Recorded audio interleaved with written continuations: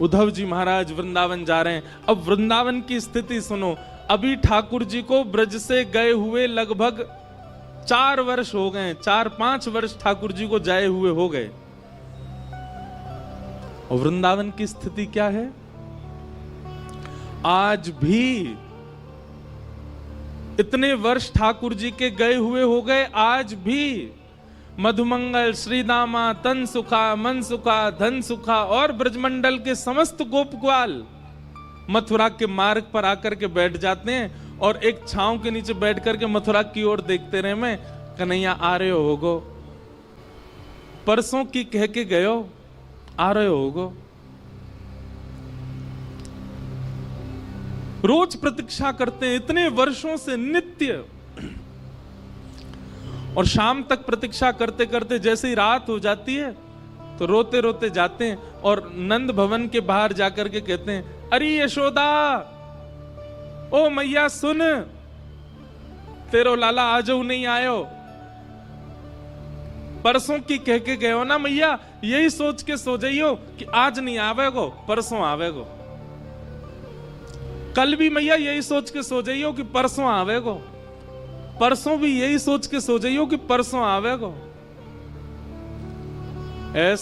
ऐसो दिन बता के गयो है कन्हैया, परसों बरसों बीत गई लेकिन परसों नहीं आ रही है, आयो नहीं। और रोते बिलखते सब ग्वाल बाल अपने अपने घरों में जाकर के सो जाते हैं।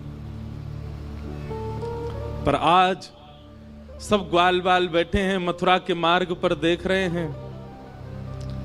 तभी स्वर्ण मंडित एक रथ वृंदावन की ओर आ रहा है। उस रथ को देख करके मधुमंगल, श्रीदामा, तन सुखा, मन सुखा, धन सुखा, सुबल, तोक, ठाकुर जी के सारे सखा, सब में मानो जैसे प्राण की लहर जैसी दौड़ पड़ी हो। अरे कन्हैया आ गयो, अरे हमारो लाला आ गयो, अरे देखो भैया सखा आ गयो, अरे आज परसों आ गई, आज तो कन्हैया आ गयो, अरे मथुरा ते रथ आ रहो भैया, अरे कोई जाओ, जाकर के पूरे वृंदावन में हल्ला मचाओ, व्यवस्था करेंगे, बंधन बार बांधेंगे, रोली लाएंगे, अरे भैया सारी भूल माफ कर देंगे, लाला को हृदय से लगाएंगे, हमारो लाला आ गयो। सब दौड़ने लगे रथ की ओर। मधुमंगल बोलो, मैं नहीं जाऊंगा, तुम सब जाओ, या से बात ना करूंगा मैं, या को मुंह ना देखूंगा मैं। अरे जी बहुत बेकार है, या तो इतना प्रेम कियो मैंने, इतने दिना बाद आ रहा है, कह दियो मधुमंगल तो तोते मित्रता तोड़ चुका है, तुम सब रे जाके मिल लो, मैं ना मिल लो। श्रीदामा समझा रहा, अरे भैया लाला आयो, एक बार जोड़ते दौड़ के गले लगा ले, फिर भली नाराज है जाइयो, इतने साल बाद आ रहा है, मिल तो ले।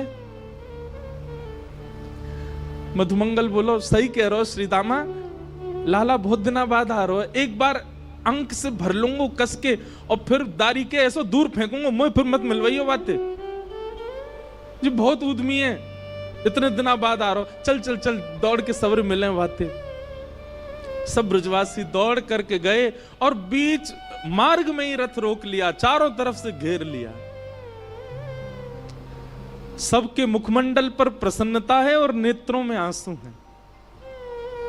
एक दूसरे को हाथ कस के पकड़ रखो है कि हमारो लाला आ गयो, हमारो कन्हैया आ गयो, देख अब ही उतरेगो रथ। तभी रथ का पर्दा हटा और भीतर से श्री उद्धव जी महाराज उतर करके नीचे आए।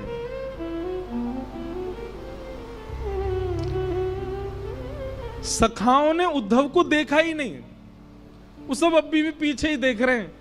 जे तो कोई सेनापति है, लाला आयो गो, अरे भैया राजा बन गो मथुरा को, अब वाको नाम बहुत बड़ो है गो, मथुराधिपति वसुदेव नंदन देवकी नंदन, मुंह पे तो बोले ना है जन, कहा नाम है गो वाको। उद्धव जी महाराज बोले, जय श्री कृष्ण। सब ग्वाल बाल बोले, भैया जय श्री कृष्ण, तू हट जा, परे को हट जा, लाला आ रहा, हमारो लाला उतरेगो रथ में ते। उद्धव जी महाराज कह रहे हैं, श्री कृष्ण नहीं आए हैं, मैं उनका अत्यंत घनिष्ठ सखा हूं, मेरा नाम उद्धव है, मैं यदुवंशियों का सेनापति हूं। श्री कृष्ण नहीं आए हैं, आप सबकी खबर लेने के लिए, सुध लेने के लिए उन्होंने मुझको ही भेजा है। उद्धव के ये वचन उन सब सखाओं के कानों में जैसे मानो बाण की तरह लग रहे हों।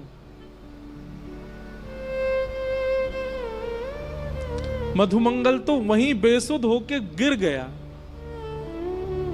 और जोर से हंसने लगा और हंसते हुए बोलो, देखो भैया श्रीदामा, ओ भैया, तन सुखा मन सुखाओ, देख रहे हो? परसों की कह के गयो, बरसों तक आयो नहीं है, और बरसों बाद भी याद आई है तो स्वयं नहीं आयो, अपनो सखा भेजो, हमारी सुध लेवे, ये देखवे भेजो हम मर गए कि जी रहे हैं।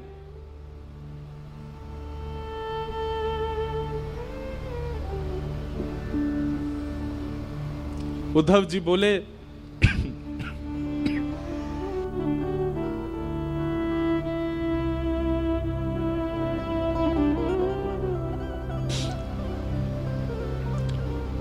श्री कृष्ण आप सबको बहुत याद करते हैं। बोले मत बोले भैया, तू मत बोले, तेरे हाथ जोड़े, तू काय को आयो ये बता दे हमें, तेरा काम पूरा करा दे, अब आगे मत बता, वाह को नाम मत ले हमारे सामने। अब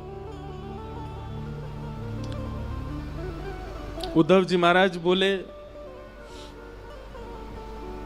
मुझे यशोदा मैया से मिलना है, मुझे नंद बाबा से मिलना है, आप में से कोई मुझे मार्ग बताएगा, नंद भवन कहां है, मैं चला जाऊं वहां पर। मधुमंगल बोलो, मार्ग बताऊं तो को, आजा मेरे संग आ। उद्धव का हाथ पकड़ करके ले गए। एक छोटा सा जल का एक नाला जैसा बह रहा था। बोले या के किनारे किनारो चलो जाइयो, और जहां से ये जल उद्गम है रोए, जहां से ये जल आ रहे हो है, वही नंद भवन है, चलो जा जा।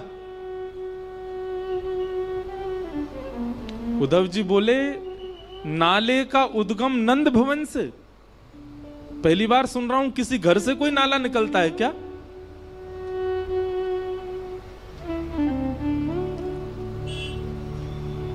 मधुमंगल श्रीदामा बोले ये नाले में कोई नाली को पानी नहीं है, कोई गंदो पानी नहीं है।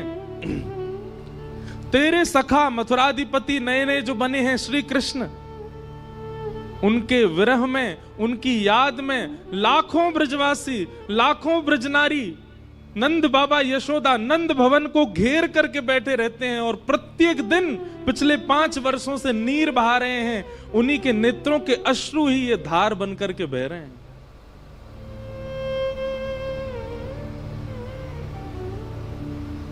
उद्धव जी महाराज को जब ये बात पता चली कि ये ब्रजवासियों के विरहाश्रु हैं, स्तब्ध हो गए। एक प्रकार से मानो जैसे खून ठंडा पड़ गया हो उद्धव जी का, बुद्धि शून्य हो गई हो। ये कैसे हो सकता है? इतना संभव कैसे हो सकता है? उद्धव जी महाराज अब अपने ज्ञान के अभिमान को धीरे धीरे नष्ट कर रहे हैं, धीरे धीरे नष्ट। ज्यों ज्यों वृंदावन में कदम बढ़ा रहे हैं, त्यों त्यों उद्धव जी शून्य होते जा रहे हैं। वृक्षों में देखते हैं तो वृक्षों पर बैठे हुए पक्षियों के भी नेत्रों में अश्रुबिंद दिखते हैं। क्यों? वो पक्षी भी उसी रथ की ओर देख रहे थे कि श्री कृष्ण आए होंगे। वृंदावन में प्रवेश किया तो गाय चारा नहीं चर रही है, पतरी हो गई है, एक एक हड्डी दिखाई दे रही है। मधुमंगल श्रीदामा बताते चल रहे, देख ये कन्हैया को देख के बेचारी भोजन करे, इतने दिन है गए भोजन ही ना करे, पतरी है गई है। सबकी स्थिति बताते हुए चल रहे हैं। उद्धव को इतना एहसास तो हो गया कि वृंदावन से श्री कृष्ण नहीं गए हैं, वृंदावन से सबका प्राण चला गया है मथुरा।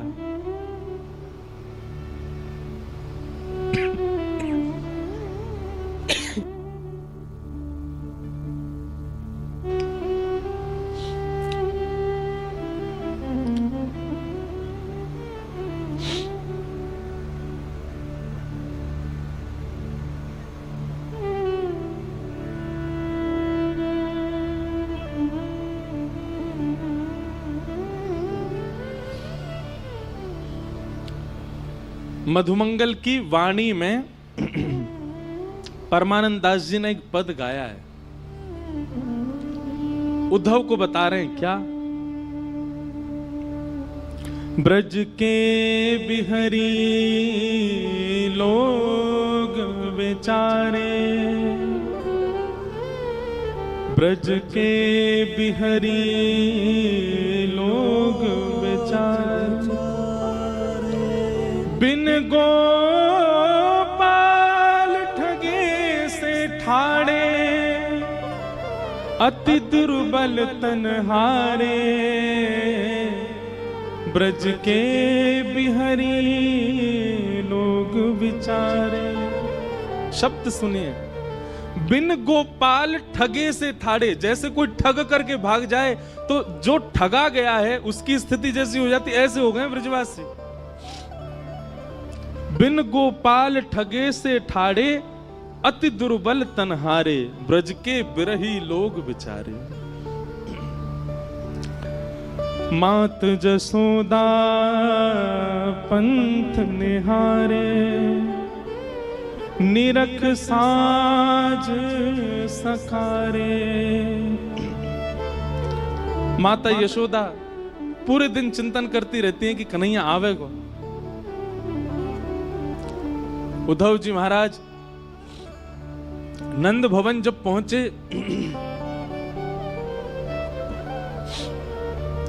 तो मधुमंगल ने जाके हल्ला किया, अरे मैया यशोदा, नंद बाबा देखो कौन आयो है, अरे जल्दी निकस के आओ, देखो कोई ऊधो ऊधो आयो है, देख ले एक बार कोई आयो मथुरा ते। यशोदा मैया अपने कक्ष से निकल करके आई और आकर के मधुमंगल पर चिल्लाने लगी, मधुमंगल तू कब सुधरेगो? इतनी जोर ते काय को हल्ला कर रहा है, इतनी जोर ते काय को चिल्ला रहा हो? तो पतो ना है अभी अभी राजभोग अनोसर भयो, राजभोग पाके कन्हैया सोवे चलो गयो है, अपने कक्ष में सो रहा है और तू जाके यहाँ पे हल्ला मचा रहा है, उठ जाएगो कन्हैया? इतनी बार समझाऊं तो समझ में ना आवे, ऐसी जोर जोर ते चिल्लावे घर पे आके, अभी उठ जाएगो कन्हैया, फिर उठ जाएगो रोवेगो, मोए परेशान करेगो। मधुमंगल बोले, उद्धव सुन रहे हो, 5 वर्ष हो गए कन्हैया को गए, मैया को अभी भी लगता है कन्हैया यही है। मधुमंगल बोले, मैया कहां पे है कन्हैया? वो पल्ले कमरा में सो रहा है, पलना में लेटो हुए है, मुझे ले चलियो ने के पास ले चल, दूर ते दिखा दे, उठाऊंगा ना मैया। यशोदा मैया बोली, हल्ला मत करियो, चल मैं ले चल रही हूं। और यशोदा मैया धीमे धीमे खंभ पकड़ के चलती है, आंखों से अब दिखता नहीं है, नेत्रों की ज्योति कमजोर हो गई है। यशोदा मैया लेकर के गई और जैसे ही कक्ष में पहुंची हैं, कक्ष खोलकर के भीतर प्रवेश करते ही यशोदा मैया धड़ाम से गिर पड़ी और रुदन करते हुए बोली, अरे मधुमंगल, मैं तो भूल ही गई, कन्हैया तो चलो गो कब को, कन्हैया तो मथुरा में बस गए हो, कन्हैया तो देवकी को लाला है गए हो। मधुमंगल जाकर के यशोदा मैया को हृदय से लगावे, बोले मैया तू चिंता मत कर, आ जाएगो लाला, परसों की कह के गए हो ना, तू बस रोज परसों को चिंतन करे कर, अभी तो आज है, कल और है, परसों आवेगो, तू चिंता मत कर।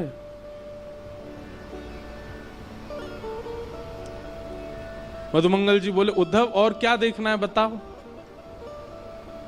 उद्धव जी महाराज स्तब्ध होकर के सब स्थिति देख रहे हैं। उद्धव जी मन में सोच रहे हैं, मैंने विरह देखा है, मैंने व्याकुलता देखी है, पर इतना विषम विरह मैंने नहीं देखा, इतना कठिन व्याकुलता मैंने नहीं देखी कहीं भी। इतने में नंद बाबा आ गए। नंद बाबा ते चलो ना जाए, नंद बाबा बड़ी मुश्किलन ते अब अपने पाम धरें, कहीं भी पैर रखें तो मानो जैसे कछु चुभे चरणन में। मधुमंगल बोला उद्धव देख, जे नंद बाबा हैं कन्हैया के पिताजी, और इनकी चाल देख करके तू यूं मत सोचियो कि जे चलना है पारे पावन में कोई दिक्कत है, ऐसी बात ना है। तो बोले जाद नाते कन्हैया ब्रज छोड़ के गयो, इनने पादुका नहीं पहनी चरणन में, बिना पादुका पहने गैया चरावे जामे, बिना पादुका पहने खेतन में जामे, बिना पादुका पहने गिरिराज जी चले जाएं, वही से इनके चरणन की सबरी बेरी फट गई है। संकल्प ले रखो है, जादना कन्हैया आवेगो वही दिना पादुका पहनूंगो।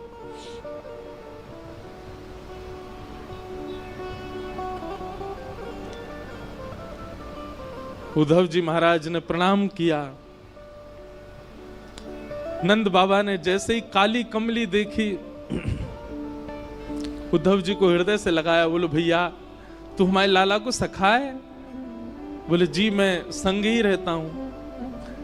काली कमली बोले मुंह को दे दे, मैंने क्या को या की सुगंधी ले लूं, बहुत दिन है गए कन्हैया चलोगो तब से मेरे वस्त्रन में तो सुगंधी आनी बंद है गई है, वो पहन के रात में सोयो कर तो वही से सुगंधी आयो करते, तू दे दे ने।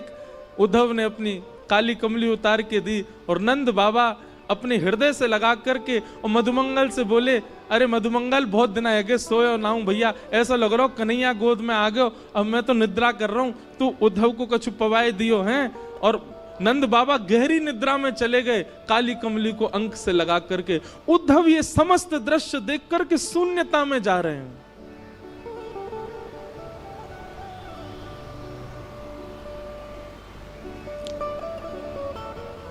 मधुमंगल बोले चल उद्धव तो को गोपीन से मिला के लाऊं मैं। नंद भवन के पीछे विहंगम वन में समस्त गोपियां बैठी हैं और एक वृक्ष के नीचे उद्धव जी जाकर के खड़े हो गए और गोपियां आपस में चर्चा कर रही हैं। चारों ओर लाखों गोपियां और मध्य में एक शिला के ऊपर तप्त कांचन गौरांगी श्री किशोरी जी बैठी हैं, हमारी लाडली जी बैठी हैं। उद्धव जी खड़े खड़े सबकी बात सुन रहे हैं। तभी एक गोपी कहती है कल तो कन्हैया ने मेरे संग बहुत ही बुरा कियो। बाकी सब गोपियां बोली कहा कियो? बोले अरे मैं जमुना जल भर करके अपने घर के काजे जा रही और जिन नंद को छोरा माने ना है, जन कहां ते आयो और कहां ते कंकड़ लेकर के ऐसी मेरी मटकी में मारो, पूरी मटकी फूट गई, भीज गई मैं तो। और जैसे ही मैं भीजी पीछे पीछे भाजी, मैंने की लाला तू ऐसो उधम काय को करा करे? तो मोते बोलो अरे गोपी तू बहुत दिनांते नहाई नाए तो मैं ते दुर्गंध आवे, तो मैंने तो आज नवाए दई। मैंने की रुक जा दारी के तो जमुना जी में फेंकूंगी मैं। पीछे पीछे भाजी, सब गोपियां कह रही फिर कावे हो फिर कावे हो।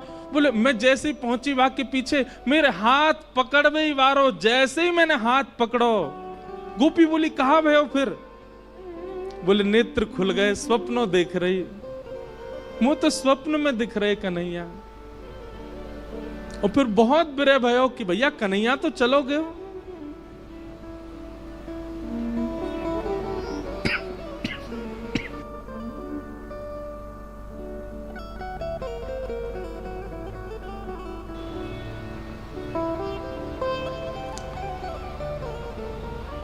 कोई गोपी कोई भाव कहती है, कोई गोपी कोई भाव कहती है। मध्य में बैठी हुई किशोरी जी सबके भाव सुन रही हैं, अपलक नेत्रों से केवल नीचे की ओर देख रही हैं, पलक भी नहीं झपक रही हैं।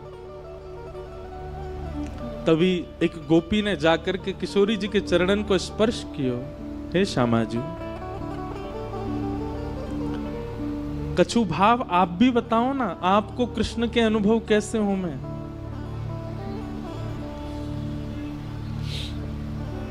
किशोरी जी कह रही हैं तुम सब गोपी कितनी भाग्यशाली हो, क्योंकि तुम सबन को निद्रा में, तुम सबन को स्वप्न में श्री कृष्ण दिखते तो हैं, पर मेरी तो स्थिति ऐसी है, जादना से कन्हैया ब्रज छोड़ करके गए हैं, जा दिन से श्याम सुंदर गए हैं वह दिन से निद्रा ही नहीं आई है, नेत्र ही बंद नहीं हुए हैं, और निद्रा न आने की वजह से स्वप्न ही नहीं आया।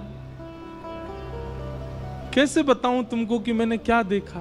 तुम भाग्यशाली हो कि तुम सो जाती हो रात को, पर मोए तो नींद ही ना आवे। कन्हैया तो गए, श्याम सुंदर तो गए, पर मेरी बैरणी निद्रा को संग ले गए, मुंह को निद्रा ना आवे।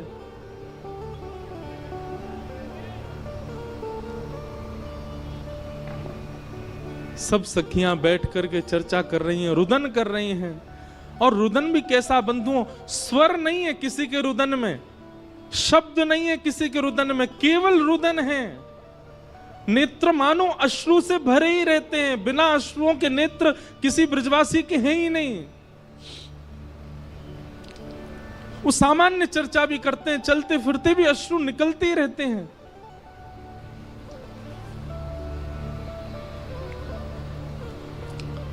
तभी एक गोपी की दृष्टि पड़ी वृक्ष के नीचे खड़े हुए उद्धव पर, और उद्धव को देखा तो इतना ज्यादा गौर नहीं दिया, लेकिन उद्धव के सिर पर विराजमान मुकुट के ऊपर जब मोर पिच्छ को देखा, गोपियों को बताना नहीं पड़ा कि ये उद्धव भगवान का सखा है, संदेश लेकर के आया है। मोर पिच्छ देखते ही समझ गए ये श्री कृष्ण का मोर पिच्छ है, और हमारी सुध लेने के लिए उद्धव को भेजा। अपने देखते ही पता चल गया गोपियों को।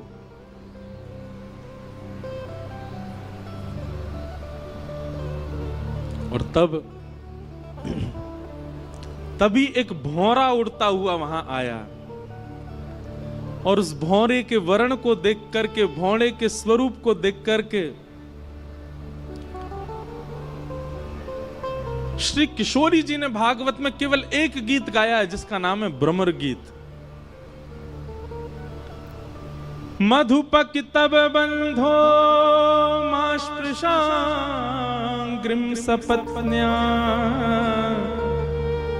कुछ विलुलित माला कुंकुमश्मश्रुभिर्न, बहतु मधुपतिस्तन मानिनीनां प्रसादं, यदु सदसि विडम्यं यस्य दूतस्त्वमिद्रिक्।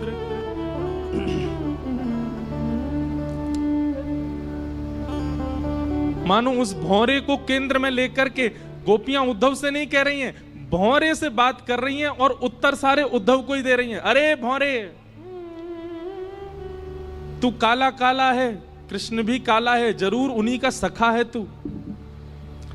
तभी एक गोपी कहती है सखा क्यों नहीं होगा, भौरे का और कृष्ण का एक सा ही तो स्वभाव है।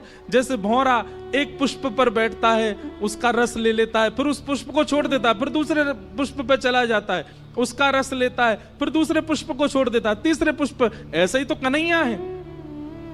हम ब्रजवासी इनको रस लेते रहे हो, और जादना हमसे मन भर गयो, मथुरा चलोगो, मथुरा तो कहीं और चलो जाएगो। ये निश्चित उसी का ही सखा है।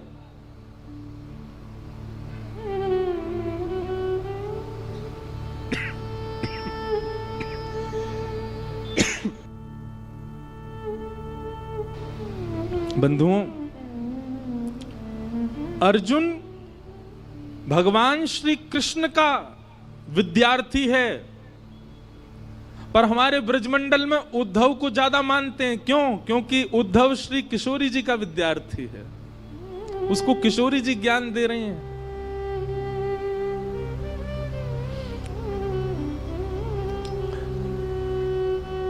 गोपियां कहती हैं इसको, भ्रमर गीत को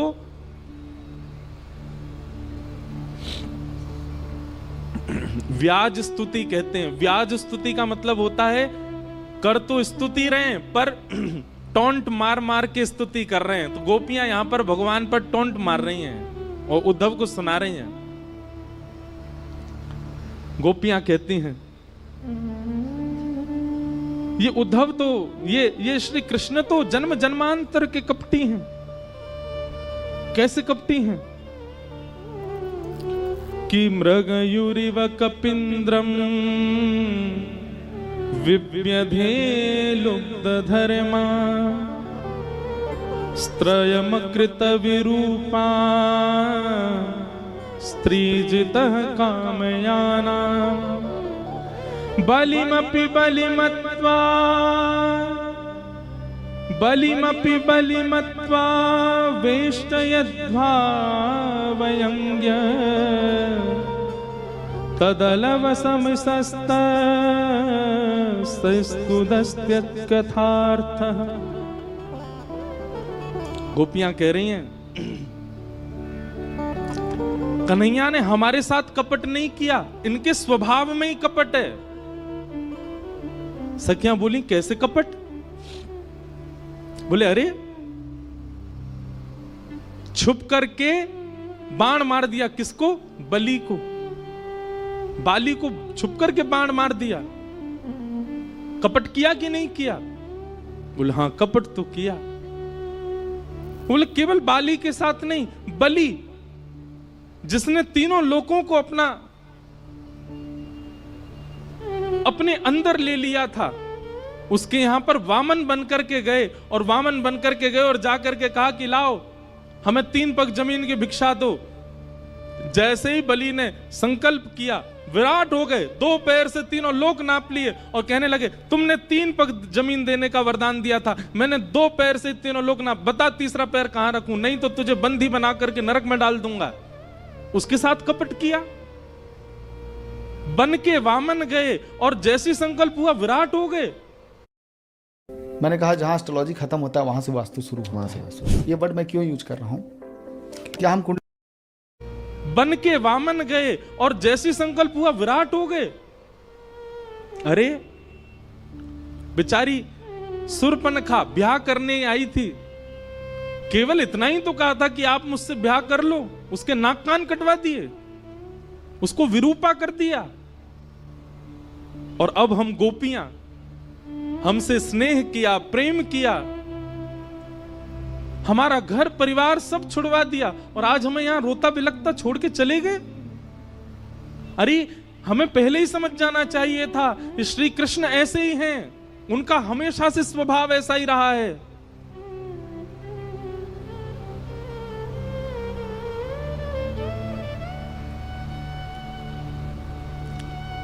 तभी एक गोपी ने उद्धव की ओर अंकित किया, ये देखो उसका सखा आया है हमको समझाने के लिए। हे उद्धव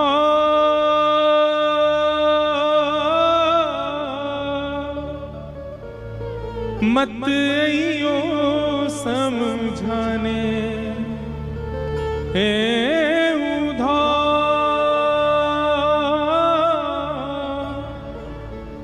मत आइयो समझाने, जाके कांटा लगे सो ही जाने, जाके कांटा लगे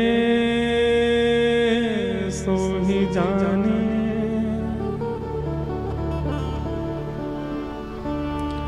जाए बसे हैं दूर विरज से, भेजते हैं संदेशा। जाए बसे हैं दूर विरज से, भेजते हैं संदेशा। हम गोपीत राह तकत हैं, रूप हो गया कैसा। ब्रज से दूर चले गए, स्वयं मिलने नहीं आए, संदेशा भेज दिया। हम गोपियों का रूप देख रहे हो उद्धव, कैसा हो गया, रो रो करके उनके प्रेम में, उनके विलाप में। तो तुम कहोगे कि तुमसे तो कुछ समय का संबंध था, तुमसे तो कुछ समय का प्रेम था, यशोदा मैया ने क्या बिगाड़ा था।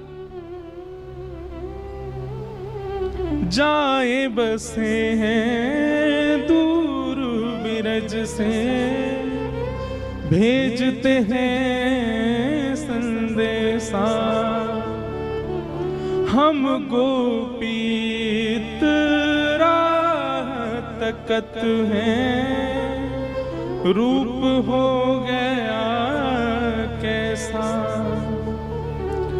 पथराई मैया की अखियां, दर्शन उसका पाने जाके, कांटा लगे सो जान, जाके कांटा लगे सो ही जाने।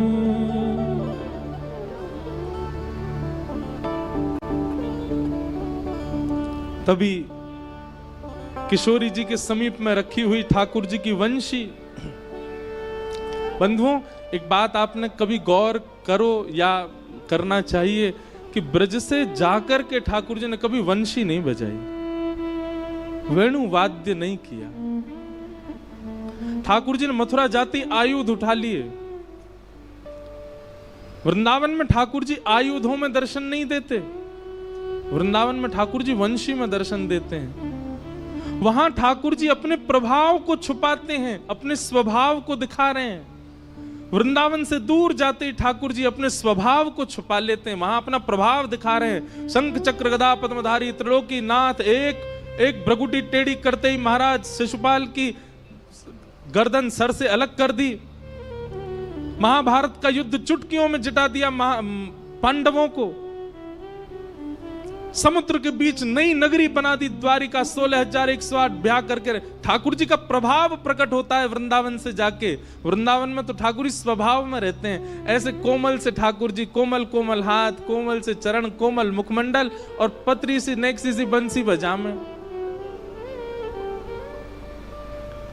एक गोपी उस वंशी को लेकर के उद्धव के पास गई। उद्धव,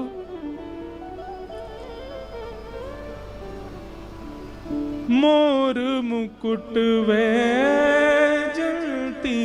माला, उसको दी जो जाए, कहियो असुवन जल सो यमुना, खारी ना हो जाए। और ले जाओ ये वंशी उद्धव, उसको याद दिलाने जाके, कांटा लगे सो जाके, कांटा लगे सो ही जाने।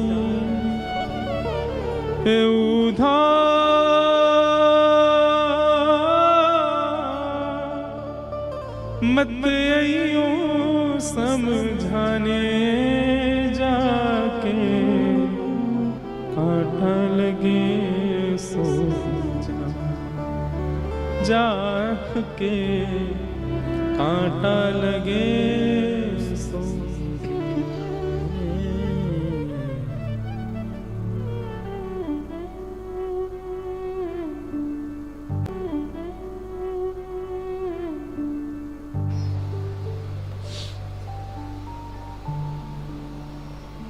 उद्धव 6 महीने तक वहीं बैठे रहे। ठाकुर जी से कह के गए थे मैं शाम को आ जाऊंगा, और 6 महीने तक उन गोपियों के बीच में ही बैठे हैं। श्री जी के रूप का दर्शन कर रहे हैं, सब गोपियों की वार्ता सुन रहे हैं। बेसुध हो गए, भूल गए मैं कौन हूं।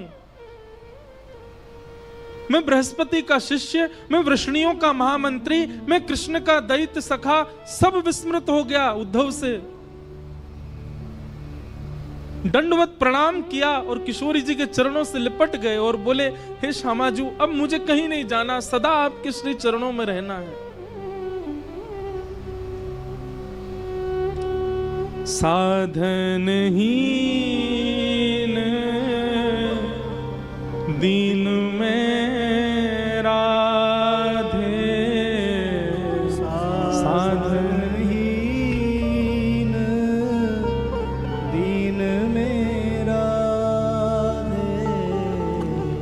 तुम करुणामयी प्रेम अगाधे, तुम करुणामयी प्रेम अगाधे, मोहे तो भरोसा है तेरो रे किशोरी राधे, मोहे तो भरोसा है तेरो रे किशोरी राधे, मोहे तो भरोसा है तेरो री किशोरी राधे, मोहे तो भरोसा है तेरो री किशोरी राधे, मोहे तो भरोसा है तेरो रे किशोरी राधे, मोहे तो भरोसा है तेरो री किशोरी। उद्धव जी कह रहे हैं, हे किशोरी जी,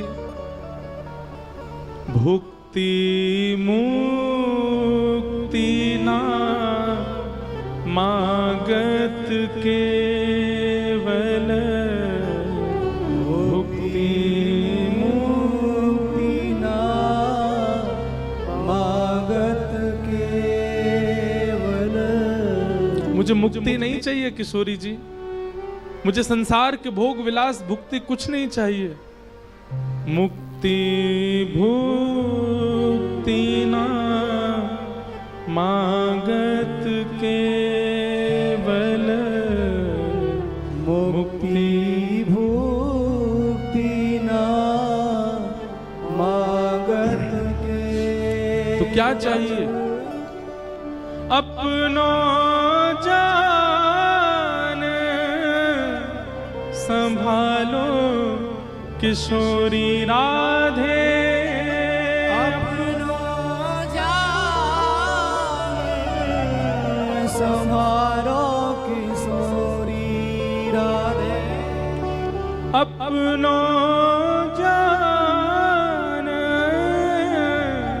संभालो किशोरी राधे, अपनो जान संभालो किशोरी राधे, मोहे तो भरोसा है तेरो री किशोरी राधे, मोहे तो भरोसा है तेरो री किशोरी राधे।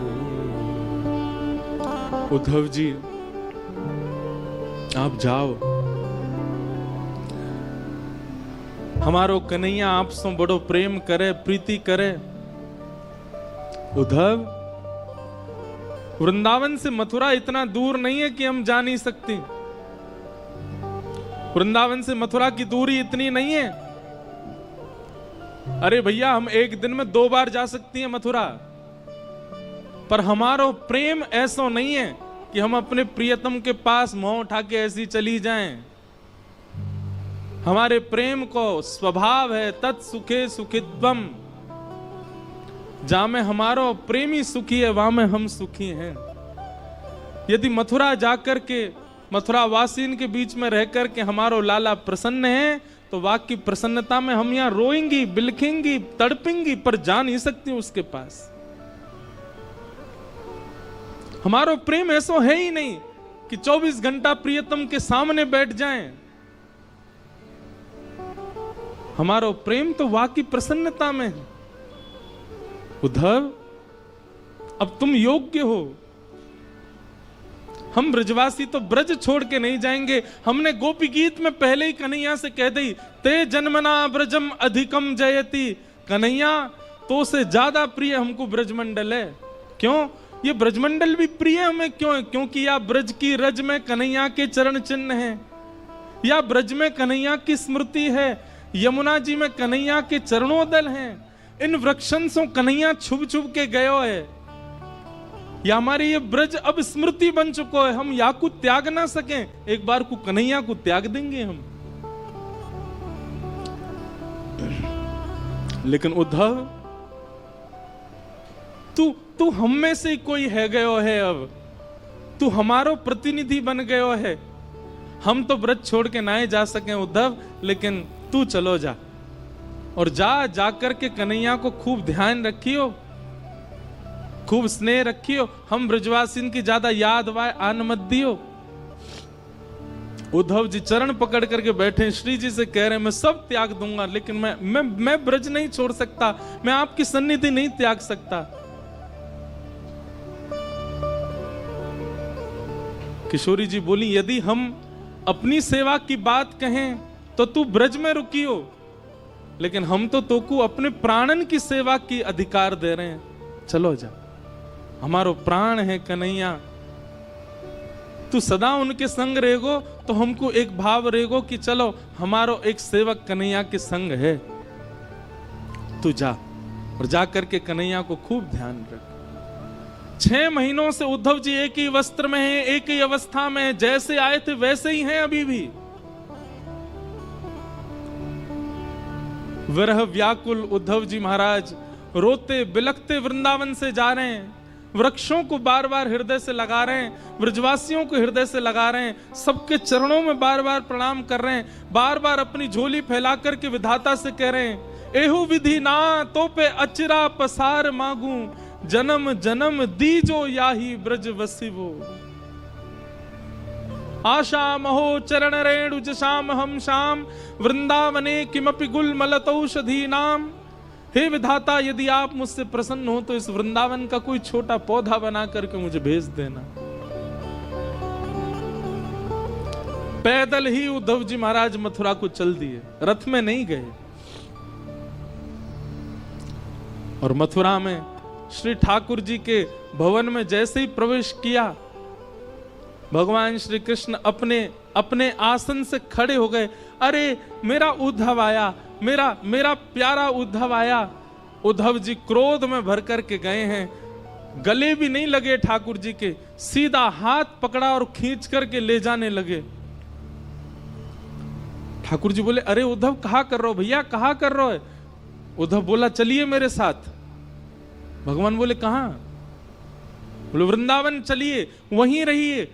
आपके लिए नहीं है मथुरा, आपके लिए नहीं है द्वारिका, आपके लिए नहीं है ब्रह्मांड, आपके लिए नहीं है वैकुंठ, आपके लिए योग्य स्थान पूरे ब्रह्मांड में केवल वृंदावन है। वृंदावन से ज्यादा स्नेह, वृंदावन से ज्यादा प्रेम आपको कोई नहीं कर सकता नाथ। किसी और को दे दीजिए पदवी भगवान की, मत छोड़ करके जाइए इस वृंदावन को, इन ब्रजवासियों को। आपको सौगंध है मेरी, आप चलो वापस। मैं प्राण त्याग दूंगा नाथ चरणों में, यदि आप वापस वृंदावन नहीं चले तो। क्या बिगाड़ा गोपियों ने, क्या बिगाड़ा गोप ग्वालों ने, क्या बिगाड़ा? यशोदा मैया के नेत्र पत्थर बन गए ठाकुर जी आपकी याद में। नंद बाबा पादुका नहीं पहनते चरणों में। किशोरी जी सोई नहीं है पिछले 5 वर्षों से।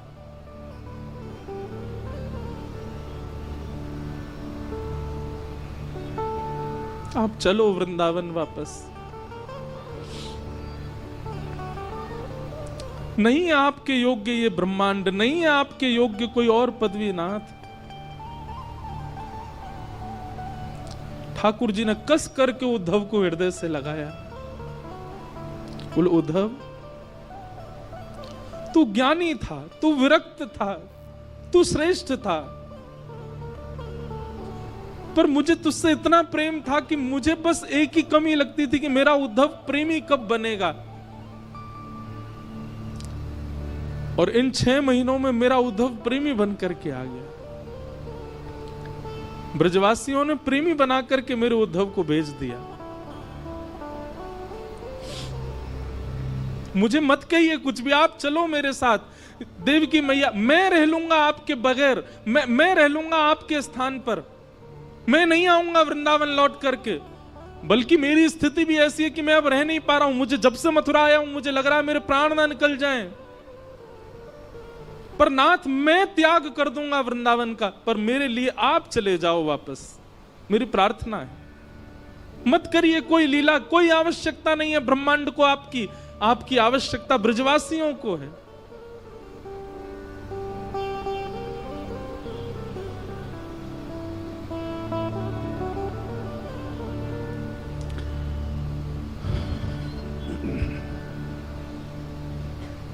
उद्धव बहुत रोए, ठाकुर जी ने हृदय से लगाया और हृदय से लगाकर बोलो, उद्धव एक बार नेत्र बंद कर अपने और सुन, तू तो मुझसे बहुत कह रहा था कि शाम तक आ जाएगा, ऐसा ज्ञान देकर के आएगा ब्रजवासियों को, बृहस्पति का ज्ञान सुना के आएगा, पर ब्रह्म परमात्मा कौन होते हैं ये सब बता करके आएगा। तू तो एक ही दिन में आने वाला, 6 महीना कहां निकल गए तेरे। उद्धव बोला ये सब बातें करने का समय नहीं है, आप मुझे अब ये बताइए चल रहे हैं कि नहीं, नहीं तो मैं यही प्राण त्याग दूंगा अपने। भगवान बोले उद्धव नेत्र बंद कर अपने। उद्धव ने नेत्र बंद किए और कहा अब खोल करके देख। उद्धव ने जैसे ही नेत्र खोल करके देखा तो महल अंतर ध्यान हो गया था। वृंदावन में यमुना जी का पुलिन प्रकट हो गया, सुंदर कदम्ब की छैया है, किशोरी जी ठाकुर जी के बगल में खड़ी हैं, समस्त ब्रजवासी चारों ओर खड़े हैं, नंद बाबा, यशोदा, मधुमंगल, श्रीदामा, तनसुखा, मनसुखा सब ठाकुर जी के समीप में खड़े हैं और ठाकुर जी के सुंदर बाम अंग में किशोरी जी विराज रही हैं और मध्य में उद्धव खड़े होकर के सब दर्शन कर रहा है। ठाकुर जी के आगे हाथ जोड़ करके बैठ गया, नाथ ये क्या दिखा रहे हैं आप मुझे, ये कैसी लीला है आपकी, ये मैं क्या देख रहा हूं, ये वृंदावन कैसे आ गया, ये सब ब्रजवासी ये सब कैसे यहां पर। ठाकुर जी ने उद्धव को हृदय से लगाया, उद्धव वृंदावनम परित्यज्य पादमेकम न गच्छति। मैं वृंदावन छोड़ करके एक पग भी कभी कहीं नहीं जाता। वृंदावन यानी कोई नगर नहीं, वृंदावन यानी कोई तीर्थ नहीं, वृंदावन यानी कोई स्थान नहीं, वृंदावन यानी श्री युगल राधा कृष्ण ही वृंदावन है। वृंदावन विलग नहीं है उद्धव। तो फिर मथुरा लीला ये सब क्या है। भगवान कहते हैं वो मेरा ऐश्वर्य रूप है जो मथुरा में लीला कर रहा है, जो द्वारिका लीला में जाएगा, जो महाभारत लीला में जाएगा, जो आगे की सारी लीलाओं में मेरा स्वरूप दिखने वाला है, वो मेरा प्रभाव स्वरूप है, वो मेरा ऐश्वर्य स्वरूप है। पर वास्तविक मेरा प्रेम स्वरूप जो है वो तो वृंदावन में ही रहता है। वो वृंदावन छोड़ के कभी नहीं जाता, वो सदा वृंदावन में निवास करता है। हर व्यक्ति के दो पहलू होते हैं, एक उसका प्रभाव होता है, एक उसका स्वभाव होता है। ठाकुर जी ने दोनों को विलग कर दिया। स्वभाव वाले श्री कृष्ण तो पूरे विश्व में भ्रमण कर रहे हैं, गीता का ज्ञान दे रहे हैं, सुदर्शन चक्र घुमा रहे हैं, पर स्वभाव वाले कृष्ण, प्रेमी श्री कृष्ण, त्रिभंग लली श्री कृष्ण, मधुरवंशी बजाने वाले श्री कृष्ण, ब्रजवासियों के घर से मक्खन चुरावे वाले, गैयान को चरावे वाले, वो श्री कृष्ण तो वृंदावन छोड़ के कभी नहीं जाते। उद्धव, मैं सदा ब्रज में रहता हूं, पर प्रत्यक्ष दर्शन मेरा असंभव है। क्यों? क्योंकि वृंदावन का प्रत्येक कण मेरा ही स्वरूप है, वृंदावन के प्रत्येक वृक्ष मेरे स्वरूप हैं। मैं वृंदावन ही हूं, वृंदावन से अलग नहीं हूं मैं।